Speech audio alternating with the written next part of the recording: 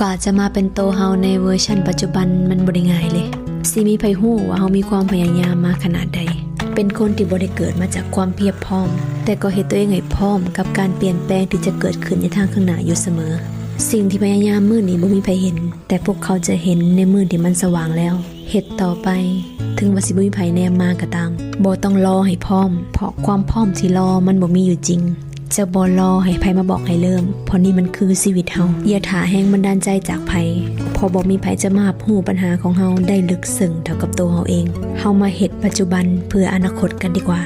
ทุกๆมื้อที่ได้ลงมือทำมันคือการบ่มตัวเองถึงสิบ่มีไผเห็นก็บ่ฟ้าวให้ผู้ใดแนมมาพัฒนาตัวเองไปเรื่อยๆจนกว่าจะมีคนบอกว่าชีวิตเฮาโคตรจะมาไกลหากได้ยินเสียงผ่านเข้ามาในหูว่าคนแบบเฮาบ่น่าจะเฮ็ดได้นั่นแหละคือเสียงของความท้าทายเสียงนี้เลยคือแรงบันดาลใจ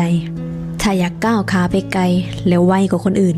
อย่าสะดุดเสียงข้างทางอย่าเฝ้าพักข้างถ้ายังบ่ถึงจุดหมายอย่าอ่อนแออย่าเฝ้าหมดกำลังใจถ้าสองมือยังเฮ็ดได้สองขายังก้าวไหวจงเฮ็ดต่อไปจนกว่าจะสำเร็จอย่าให้เสียงดังกว่าการกระทำบ่เฝ้าประกาศให้ไผฮู้ปล่อยให้ผลงานเป็นตัวนำทุก